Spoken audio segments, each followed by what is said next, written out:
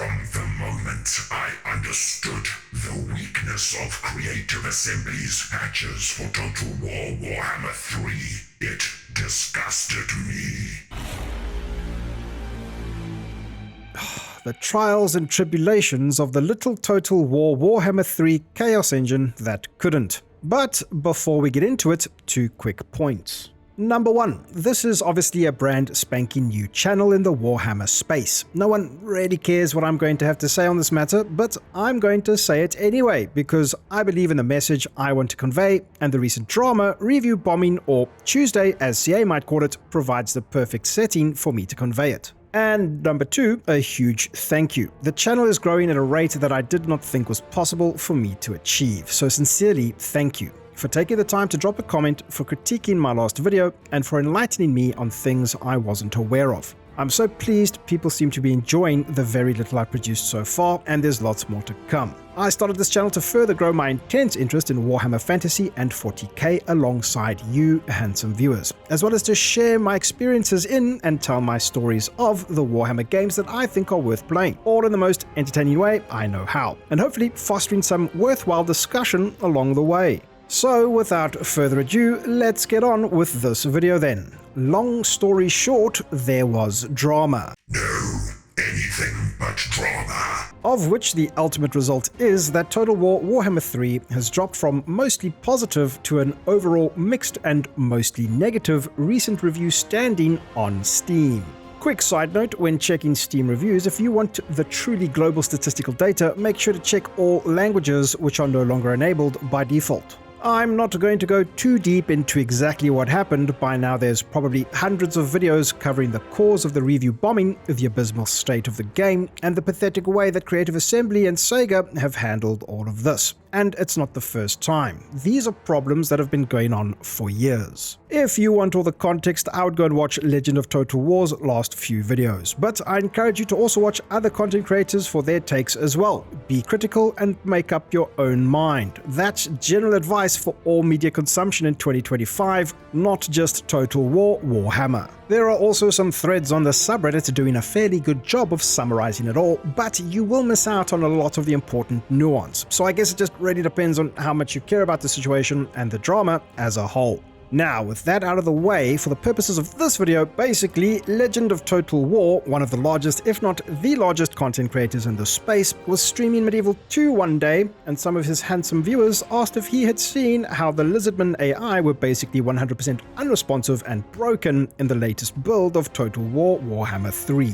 Legend was dismissive toward the viewers because he had already seemingly given up on Warhammer 3. His relationship with the title and CA over the years has been complicated to say the least. So he told the viewers that he didn't care and carried on beating off the Pope or the Spanish Inquisition or something in his Medieval 2 campaign. I don't know, I wasn't there.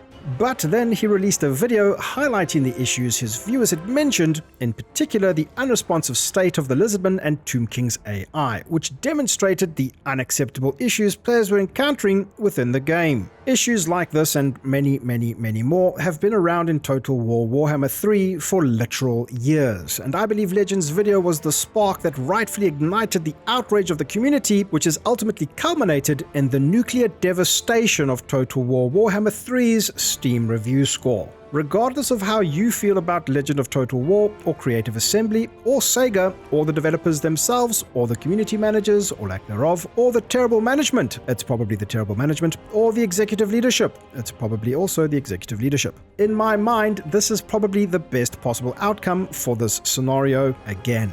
So why do I care, why should you care, and why am I making this video?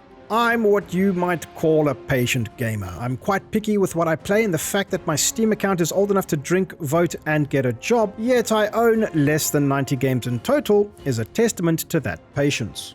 Back in 2017, I bought Total War Warhammer 1 on a humble bundle deal over a year after its initial release for $1 United States dollar, and then realized just how much value I would get out of this title over the next 7 years, always waiting for specials when it came to DLC. I know that I'm not alone in this behavior, and a lot of you operate in exactly the same way, because there's something deeply satisfying about exceptionally based hours of entertainment to dollar ratios. Or maybe we're all just a bunch of cheap bastards. We are the points on the Tuesday morning profit margin meeting presentation graph that the executives at Creative Assembly hate the most. But regardless, I, like many of you, have been patiently waiting for the day we can play a feature-complete, polished, and as bug-free as possible version of Total War Warhammer 3. And by all the logic in the universe, that should be available to us right now in the year 2025, which is coming up over 3 years since the game's release.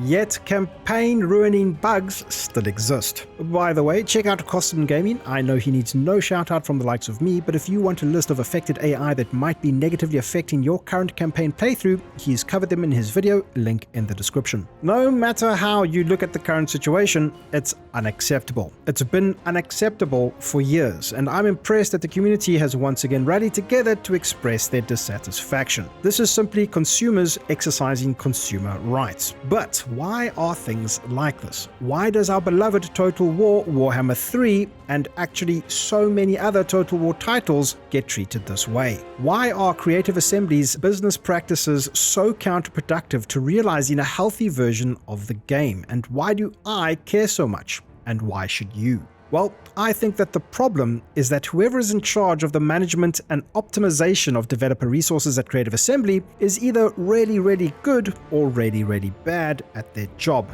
depending on which side of the fence you're on. They are getting away with maintaining, supporting, patching, and implementing content into Total War Warhammer 3 as cheaply as humanly possible, straddling the razor-thin edge of balancing as few expensive developer resources as possible against maintaining an 8-year-old game's codebase that continues to get more features and more content added to it over the years, further convoluting and bloating a fragile spaghetti codebase. The ultimate prime directive of this company is to extract as much value out of the game as possible by cutting as many corners as possible along the way. However, the cracks are starting to show. Again, because like I've said, we've seen this before with numerous releases. From Rome 2's tragic launch to the drop in support for Three Kingdoms, to the buggy release of Warhammer 3, to the controversy surrounding the Shadows of Change DLC. And that's probably not even the half of it. Creative Assembly are no strangers to delivering disappointment. However, they monopolize the space. No one else is making games that compete on the same scale and depth of a Total War game. So in most instances, we're just forced to simply deal with it. I'm going to state the obvious here, but the people at Creative Assembly are just that, people. Some are there realizing their dream jobs, getting to work on games they care about, from the animators to the coders to the texture artists. Imagine being a huge Warhammer Fantasy fan and getting to work on something like Total War Warhammer 1, 2, or 3. There is without a doubt a ton of passion operating within their studio's walls, and I'm sure many of the developers are excellent at their jobs. But, and this is totally normal too, some developers are just there to cash in a paycheck, to clock in and do their hours and clock out. And there's nothing wrong with this as well, it's just life. Some developers, producers, artists, designers, sound engineers, software engineers, managers, and executives are going to be better at their jobs than others. Some more senior, some more junior. Some are excited and eager to learn, while some are excited and eager to share their wealth of wisdom and experience and impart it upon their colleagues. Some are going to care deeply about the work they do and pour their passion and souls into it, while some are just simply not. Chances are some managers and executives have that passion too, except it's not about realizing the most immersive and ambitious grand campaign strategy and real-time fantasy war game possible. That passion is about extracting as much value as possible from the cash cow players and fans as efficiently as possible. The tenacity by which they extract this value and soullessly manage the entirety of the Total War Warhammer 3 franchise is probably magnified by a botched $100 million investment decision along the way in the form of hyenas. But that's just how these things go, I guess. It's just a sad and sorry state of affairs that this is how a game we all love and enjoy so much is being handled. With so many blunders over the years, it's just painfully obvious that the shot callers do not give a damn about their player base and operate in the most reactionary way possible when the shit hits the fan, as it has now. Only once the negative reviews started compounding did CA break their silence. And that silence was only broken because the influx of negative reviews will impact the sales of the next DLC. It really is just that simple, just that sad, and just that pathetic. Most people seem to believe that a Total War Warhammer 40k is basically guaranteed to happen at this point, and its seemingly inevitable announcement in December later this year should be met with insane levels of hype. Who doesn't want a Total War Warhammer 40k game after all?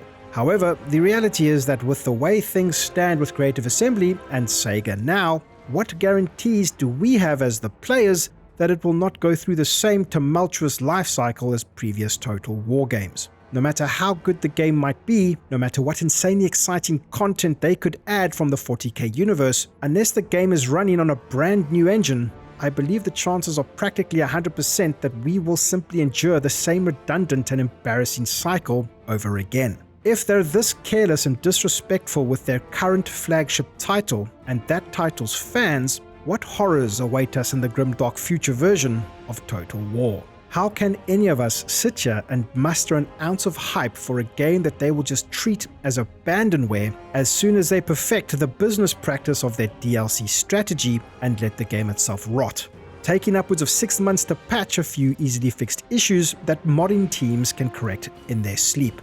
All you can do is vote with your wallets and flood your sentiment throughout the online communities that you enjoy the most when it comes to Total War Warhammer. Comment on your favorite YouTubers' videos, leave a review and express your honest opinions and thoughts on Steam. Get vocal on whatever social media platforms you doom scroll on the most, and again, most importantly, vote with your wallet. Don't pay to eat shit. Have some self-respect, be a patient gamer.